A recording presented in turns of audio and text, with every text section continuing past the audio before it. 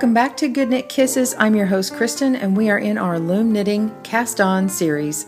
Let's get started. And today we are going to talk about samples and knitting swatches, but specifically making swatches for your cast-ons. And I recommend that you try all the cast-ons and make these little bitty swatches here and to show what they look like and to get the experience of how to do them so that when you run into them in a pattern, you will have some experience. What you can do is make a note card. Now this is just something simple I did just for now, but I'm actually going to file this better. You can make, this is just a little post-it sticky that goes on here, and you could put a little note card inside. This is just a name tag holder, but you can put like notes inside here, directions on how you did it. Also what loom that was used and what yarn was used, because you could try different yarn and different looms and get different things and just attach them here. And I've just simply tied them on so that I can tell what they were. And you could even try different bind offs and see which ones look best with it and then write that down. So I'm going to show you a couple of them, and if you're looking from a desktop computer, then I'm going to put links on top of the video so that you can click on the swatch, the sample that we're looking at, and you'll be able to go to that video and refer to how to do that. Some of these videos are sort of a two-in-one, and so you'll be able to see that. Okay, so I'm going to start with what a lot of people know is to be the first thing that we do, which is E-wrap. And this is an E-wrap. It's very loose. It's got this edge on it. In fact, I have a video on how to fix this edge and make it look like the basic bind off edge. And you just take a crochet hook and kind of hook through these loose strands, and then it sort of looks like this. But if you don't do anything to it, it looks like this. Okay, so click on that and go to that video. Okay, the next one is if we double E-wrapped it on. So like say we put our slip knot on and wrapped it, knitted over, and then kept going and double E-wrapped each peg individually, then you get this look, which is a little bit tighter, and you have your slip knot here. Okay, the alternate version for that is to use the yarn over cast on. The only difference is when you put your slip knot on and you put on and then you go to the next step, which is to double E-wrap the next peg, yarn over on the next peg. It basically skips the step of knitting, putting an E-wrap on your slip knot. So actually I think the E-wrap, double E-wrap is a better one because it's got an extra stitch in here, so this kind of rides up a little bit. These basically are the same thing. And I'm sorry, these are rolling. I decided to make them all stockinette, and these haven't been blocked, but I wanted you to see how smooth the regular stitches are. These are all a U-knit stitch, if you're wondering what this is. So they had the uniform classic knit stitch. They're not a E-wrap, so they're going to have that classic V to them. So this is the yarn over cast on. Click on that, and then this is the double E-wrap. And they're both in the same video.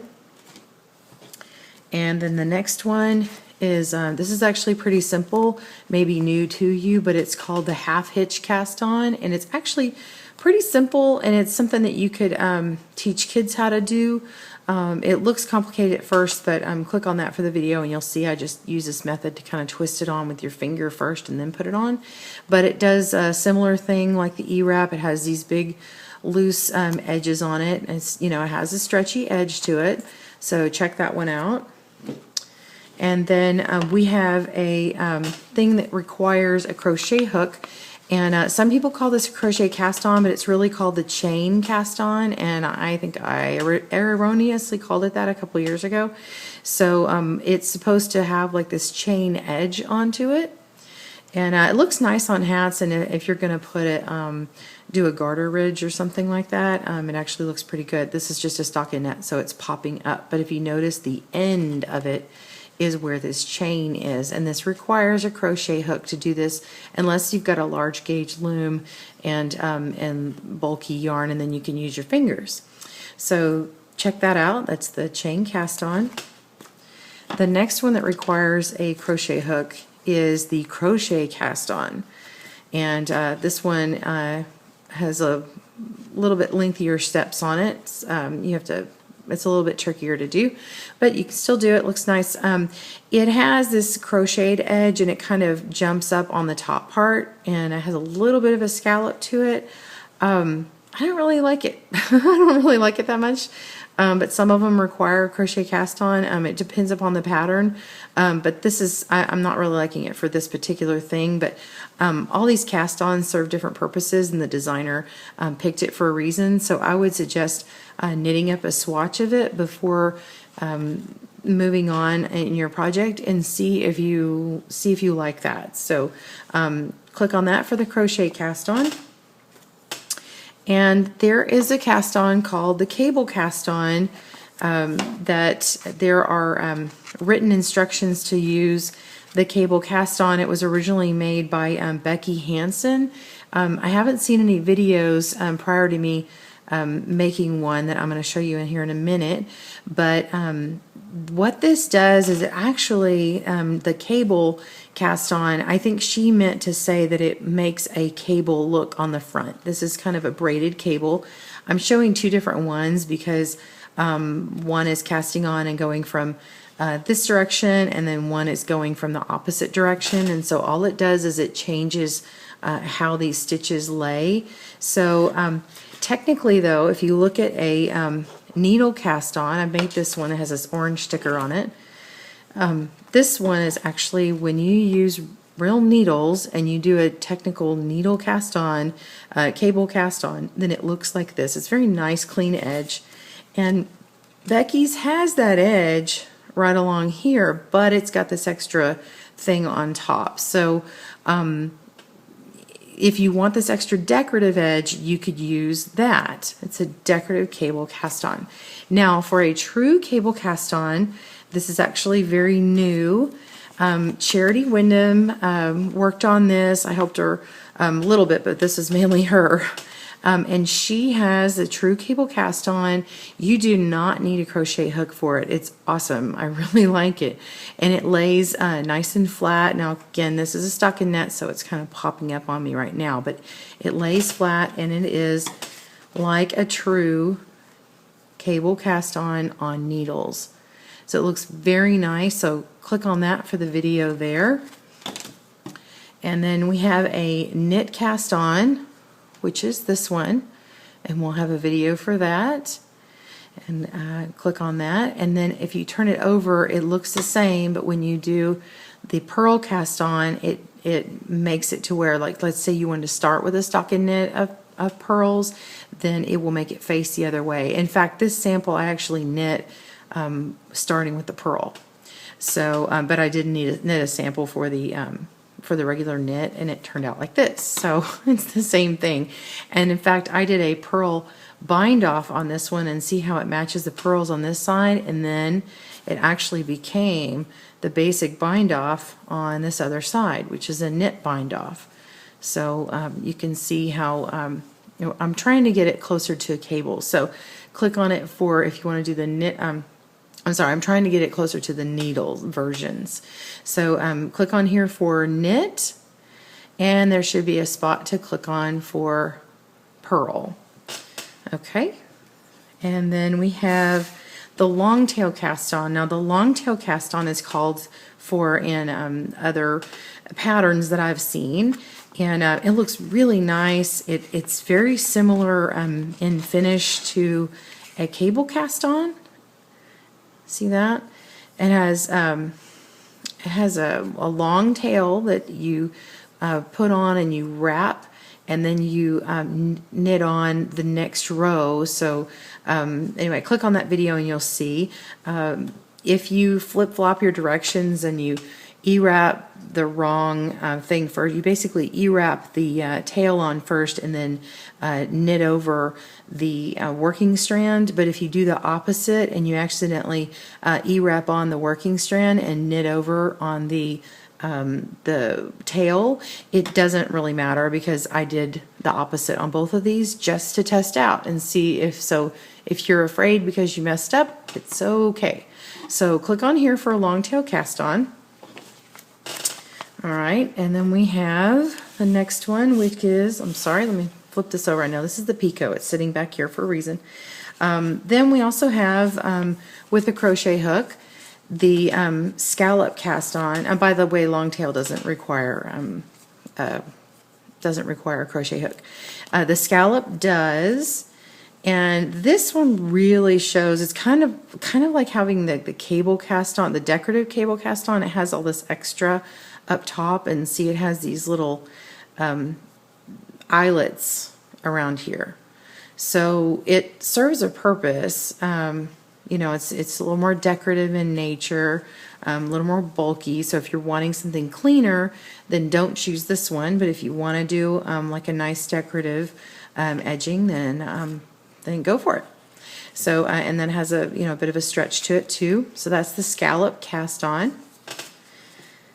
And then we have the Diamond Lace or Figure 8 Cast On. Now this matches the Diamond Lace stitch. Now I'm using a bulky yarn, so forgive this, but basically this is what the Figure 8 looks like in a flat panel, not the double knit. Okay, and all these cast-ons are obviously for flat panels. I'm not doing any double knit in this series here. But this is what it looks like. Kind of looks like a mock crochet a little bit. And then we've got, this was developed by Charity is the cast on, Charity Wyndham. Basically she wanted a cast on that matched it. And so it looks like this, and actually it looks really nice. It lays really flat even with a stocking net. This one I haven't done anything to it, and it's laying pretty flat. So I'm kind of impressed with it, but you might try your own bigger sample and see. But see how it works really well with this cast on, with this Figure 8 in this little panel, and then I attempted a bind off to coordinate with that. So click on that for the Diamond Lace or Figure 8 Cast On. And then we have the adjustable cast on. Now this is like the drawstring. It's basically what it is. And when you cast on, let me turn it around, this would be the cast on edge. And when you get it off the loom, it looks like that. And then when you're ready, you just pull it as much as you want to adjust. See that? Now, there are limited uses for this, but I encourage you to use your imagination. What about an ear for a character hat? What about a sleeve that you want to do some shaping to, that you're not really sure how to sort of invent? Or maybe it's a sleeve that needs to stand on its own. See, this has a lot of curving, but look, doesn't this look like a baby bonnet? So think about those kind of things. You could do a baby bonnet and then do a picot bind off, you know. So think about that. Here's some little baby picots that I've made, and so that might look really cute. And so the adjustable cast on would be the one that you would want to check out for that. So click on that link. And then the last one that we have here, I'm showing actually a bind off as well. This is the cast on edge. This is a new one. It's not new to the knitting world, but it is to loom knitting. This closely resembles a knit cast on for picots. I had done last year. I had done a bind off for picots to make it look more like needles. There are some other picots by other people, but these are truer to a needle bind off for picots. And now we have a matching cast on. The backs are pretty much, they're identical. The front, the only difference is I have a couple of extra little chains here, and then these don't. Charity Wyndham and I both worked on this to get them the same. So Charity did a lot of work on this, and anyway, I just wanted to give her credit for that. So I hope that all of these have helped you. I've enjoyed working on it. It's been a lot of work, but if there are new videos that come out, we'll certainly add them to the list. This is just what I have at the time of recording. Thank you for tuning in to Good Knit Kisses. Please subscribe to my channel. Please make a comment, and be sure to make your own samples, label them, put them in a box, and have them for your reference. Have a great day and happy looming. Bye-bye.